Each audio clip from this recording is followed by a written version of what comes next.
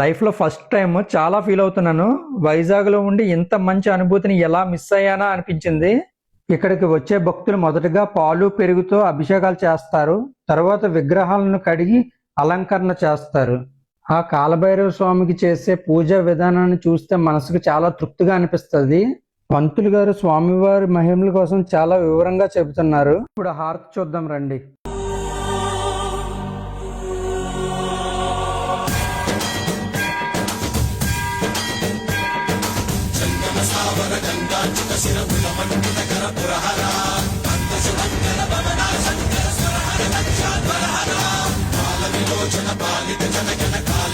Visweswara